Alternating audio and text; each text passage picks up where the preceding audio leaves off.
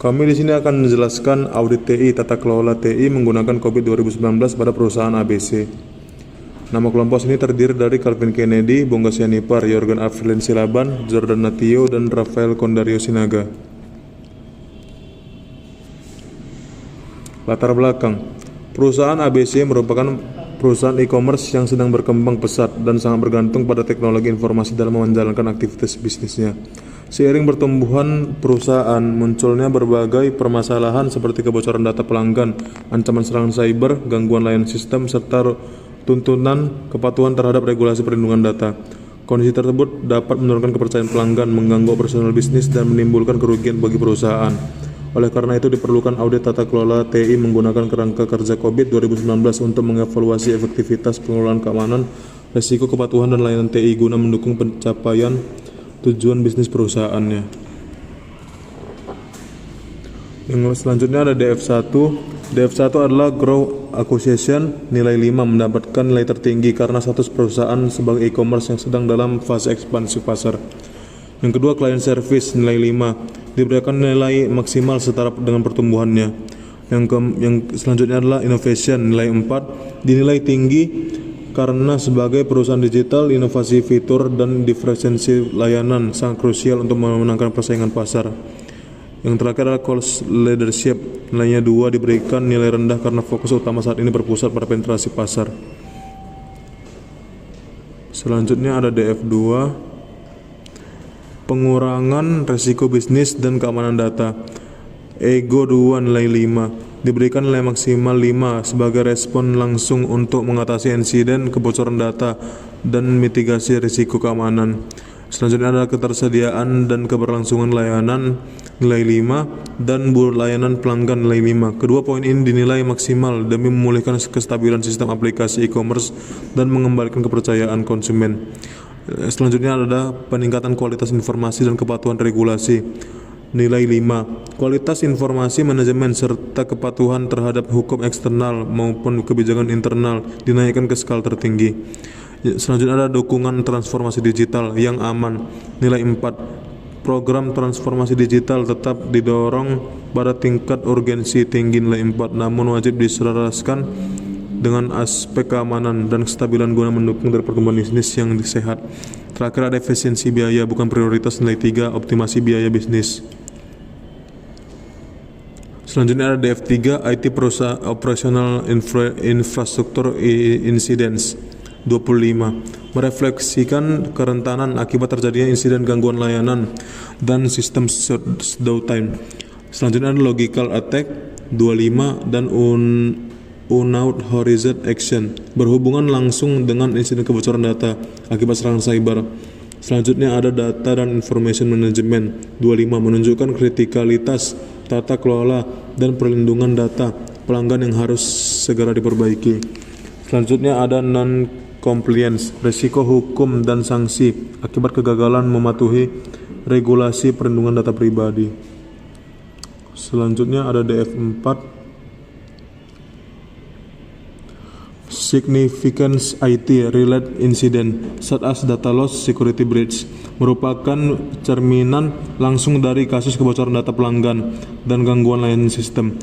Selanjutnya ada Failures to Meet IT Relates Regulasi or Contractual Requirement, nilai 3, terjadi akibatnya gagal. Kesini kumpul tadi Dev berapa?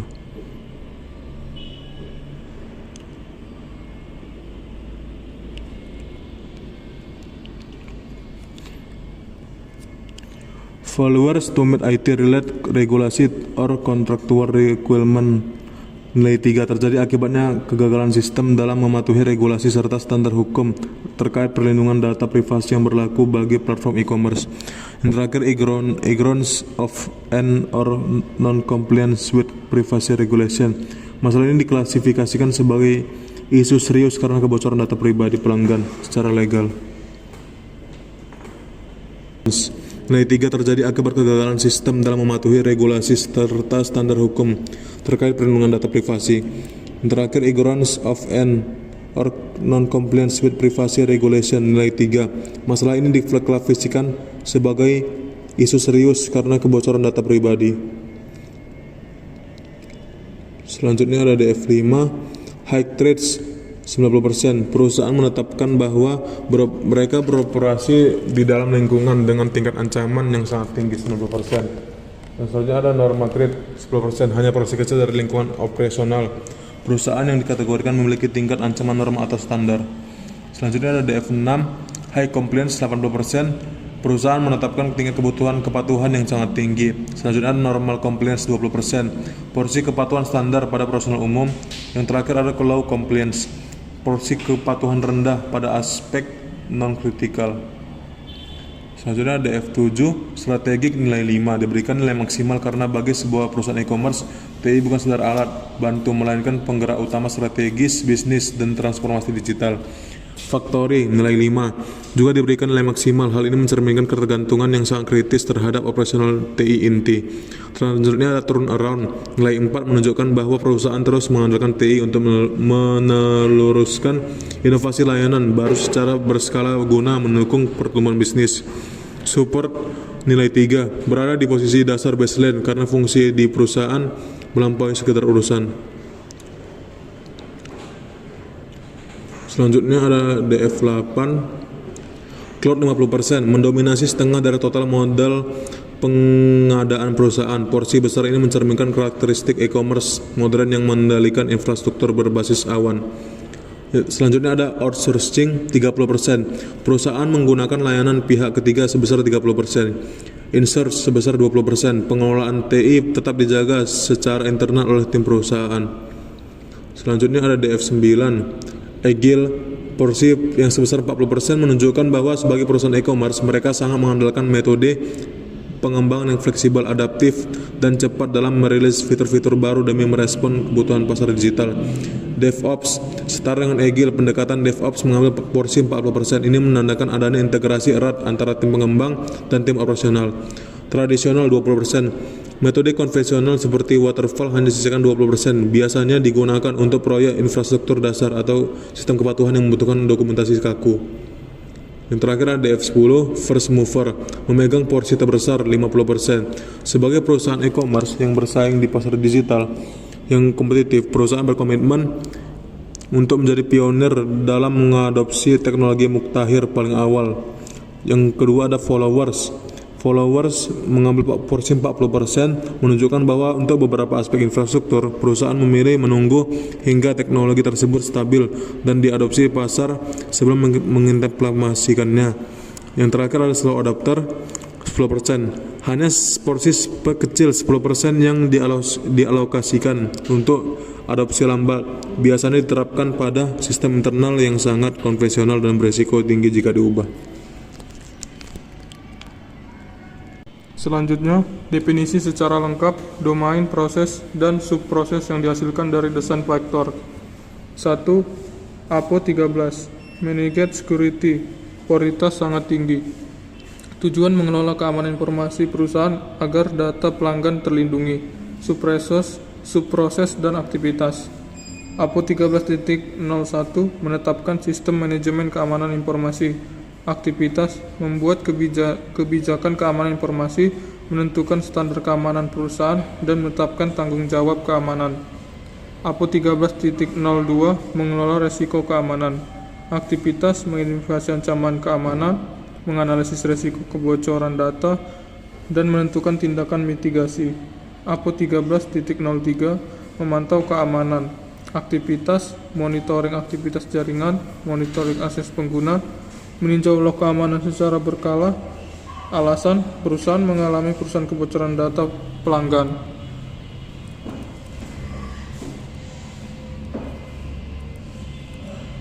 Definisi secara lengkap domain, proses, dan subproses yang dihasilkan dari desain faktor. 2. DSS05 Managed Security Service. Tujuan menjaga keamanan operasional sistem TI, subproses, dan aktivitas. DSS05-01 melindungi dari malware. Aktivitas menggunakan antivirus, memperbarui sistem keamanan. DSS05.02 mengelola keamanan jaringan. Aktivitas mengelola firewall, mengelola IDS atau IPS, mengontrol akses jaringan. DSS05.03 mengelola identitas dan akses. Aktivitas mengatur hak akses pengguna, menerapkan MFA atau Multi-Factor Authentication, meninjau akses pengguna. DSS 05.07 memantau kejadian keamanan. Aktivitas monitoring insiden keamanan, pelaporan insiden, tindak lanjut insiden, alasan studi kasus membahas keamanan jaringan, akses pengguna, dan monitoring keamanan.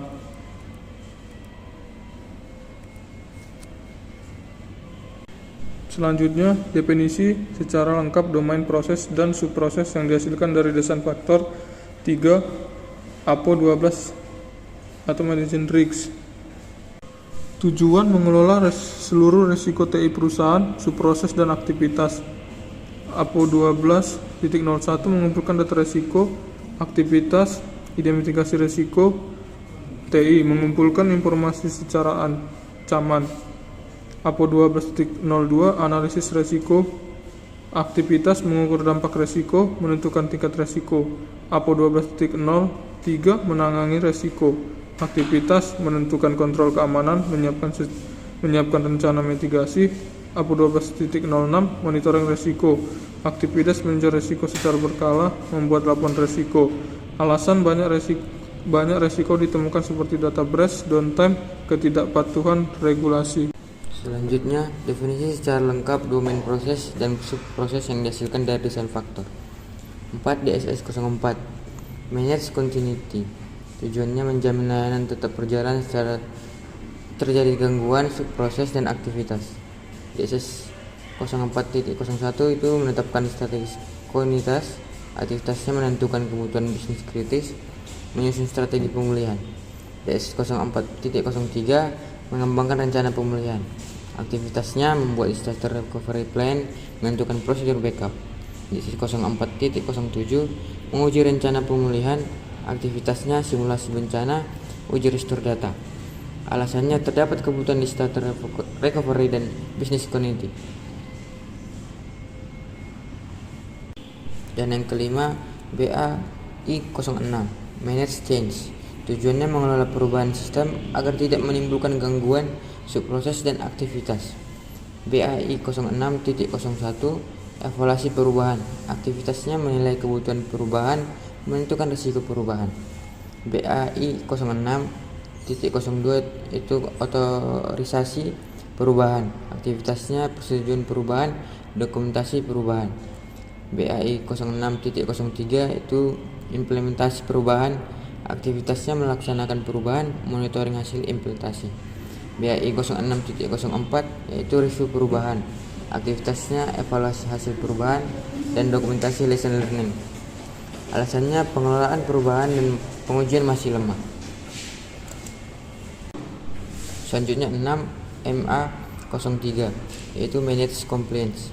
Tujuannya memastikan kepatuhan terhadap regulasi, subproses, dan aktivitas.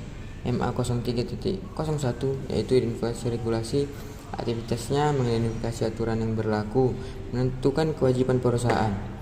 MA03.02 yaitu evaluasi kepatuhan, aktivitasnya audit kepatuhan, review kebijakan perusahaan. MA03.03 pelaporan kepatuhan, aktivitasnya membuat laporan, menindaklanjuti ketemuan audit. Alasannya ABC beroperasi di banyak negara dan harus mematuhi regulasi privasi data. Selanjutnya, susunlah instrumen audit yang berisi pertanyaan atau pernyataan berdasarkan aktivitas-aktivitas sedang dalam proses yang akan diaudit. Yang pertama itu ada APO 13 atau Manage Security. Pertanyaan auditnya yang pertama itu, apakah perusahaan memiliki kebijakan keamanan informasi yang terdokumentasi? Jika ya atau tidak. Yang kedua, apakah kebijakan keamanan ditinjau secara berskala? Jika ya atau tidak. Yang ketiga, apakah risiko keamanan informasi diidentifikasi secara rutin? Jika ya atau tidak. Yang keempat, apakah perusahaan melakukan penilaian risiko keamanan data pelanggan? Jika ya atau tidak. Yang kelima, apakah terdapat prosedur penanganan insiden keamanan informasi? Jika ya atau tidak. Yang keenam, apakah log keamanan dipantau secara berkala? Jika ya atau tidak. Yang ketujuh, apakah karyawan mendapatkan pelatihan keamanan informasi? Jika ya atau tidak. Yang kedelapan, apakah data pelanggan dienskripsi saat disimpan atau dikirim, jika ya atau tidak. Lalu ada B, DSS 05, Managed Security Service. Pertanyaan auditnya yang pertama yaitu, apakah antivirus atau anti malware digunakan pada sistem perusahaan, jika ya atau tidak. Yang kedua, apakah firewall telah diterapkan pada jaringan perusahaan, jika ya atau tidak. Yang ketiga, apakah sistem dideteksi instruksi IDS atau IPS digunakan, jika ya atau tidak. Yang keempat, apakah hak akses pengguna diberikan sesuai tugas dan tanggung jawab, jika ya atau tidak. Yang kelima, apakah perusahaan menerapkan multifaktor autentik atau MFA, jika ya atau tidak. Yang keenam, apakah akun pengguna yang tidak aktif dinonaktifkan secara berskala, jika ya atau tidak. Yang ketujuh, apakah insiden keamanan dicatat dan dilaporkan, jika ya atau tidak. Yang kedelapan, apakah terdapat prosedur respons insiden keamanan, jika ya atau tidak. Lalu ada yang C, APO 12, Manage Risk. Pertanyaan auditnya, apakah perusahaan memiliki daftar risiko TI yang terdokumentasi, jika ya atau tidak. Yang kedua, apakah risiko TI dievaluasi secara berskala, jika ya atau tidak. Yang ketiga, apakah tingkat dampak dan kemungkinan risiko dianalisis, jika ya atau tidak. Yang keempat, apakah tersedia rencana mitigasi untuk risiko utama, jika ya atau tidak. Yang kelima, apakah manajemen menerima laporan risiko secara berskala, jika ya atau tidak. Yang keenam, apakah risiko keamanan data pelanggan masuk dalam daftar utama perusahaan, jika ya atau tidak.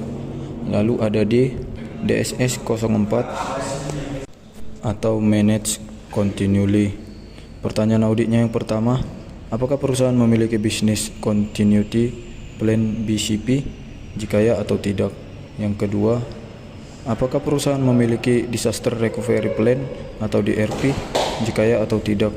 Yang ketiga, apakah data penting di backup secara berkala, jika ya atau tidak. Yang keempat, apakah hasil di backup diuji untuk memastikan dapat dipulihkan kembali, jika ya atau tidak. Yang kelima, apakah simulasi pemulihan bencana dilakukan secara berkala, jika ya atau tidak. Yang keenam, apakah peran dan tanggung jawab saat terjadi bencana telah ditetapkan, jika ya atau tidak. Lalu yang selanjutnya ada E, BAI 06, Manage Change. Pertanyaan auditnya, apakah setiap perubahan sistem didokumentasikan, jika ya atau tidak.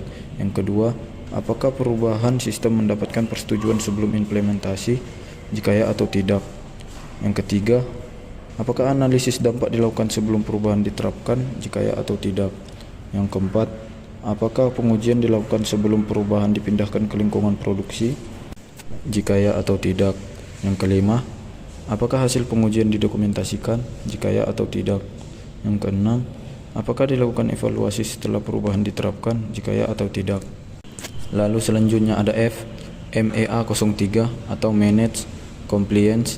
Pertanyaan auditnya, yang pertama, apakah perusahaan mengidentifikasi seluruh regulasi yang berlaku, jika ya atau tidak.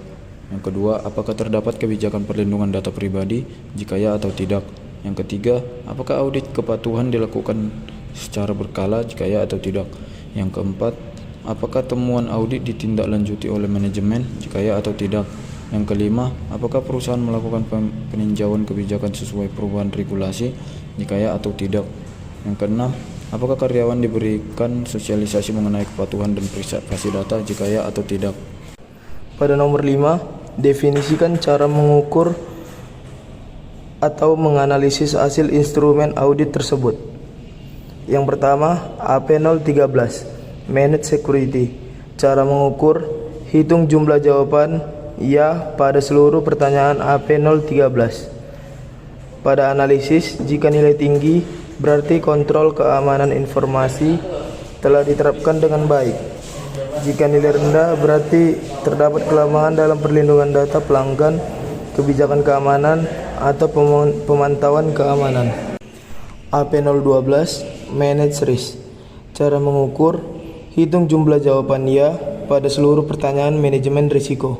Pada analisis, penilaian difokuskan pada identifikasi risiko, analisis risiko, mitigasi risiko, dan monitoring risiko. Pada yang ketiga, BAI 10, Manage configuration. Cara mengukur, hitung jumlah jawaban ya terkait pengelolaan konfigurasi TI.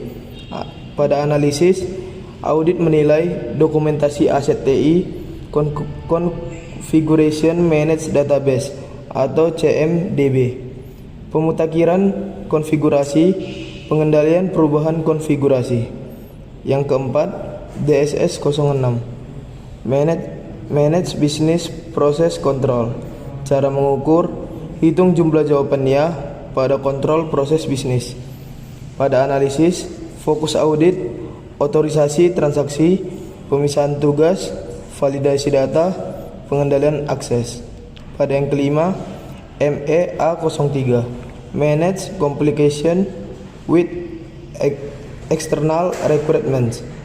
Cara mengukur, hitung jumlah jawaban ya terkait kepatuhan terhadap regulasi eksternal analisis.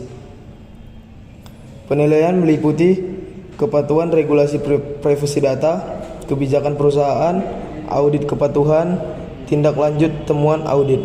Sekian dari kami, terima kasih.